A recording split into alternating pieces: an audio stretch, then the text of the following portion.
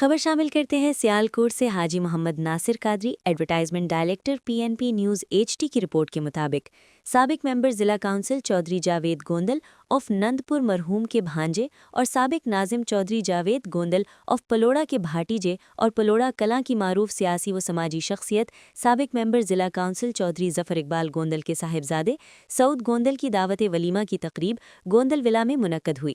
تقریب ضلع گجرات گوجرانوالا آزاد کشمیر سیالکوٹ سے سیاسی و سماجی مذہبی کاروباری سرکاری و غیر سرکاری حلقوں سمیت علاقہ بھر سے معززین کی بڑی تعداد شریک ہوئی۔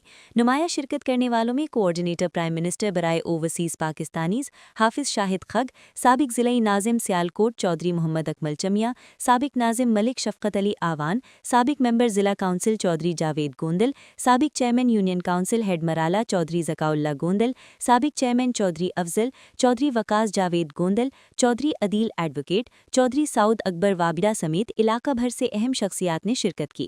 سابق چیئرمین چودھری ظفر اقبال گوندل اور دیگر گوندل برادران کی طرف سے آنے والے سبھی معزز مہمانوں کا شاندار استقبال کیا گیا۔ طرح طرح کے کھانوں سے توازن کی گئی۔ دعوتی ولیمہ میں شرکت کرنے والے سبھی مہمانوں نے چودھری ظفر اقبال گوندل کو صاحبزادے کی شادی کی مبارکباد دیتے ہوئے نیک تمناؤں کا اظہار کیا۔ فی الوقت نیوز اسٹوڈیو سے اتنا ہی۔ خبروں کی مزید اپڈیٹ کے لیے دیکھتے رہیں PNP نیوز HD۔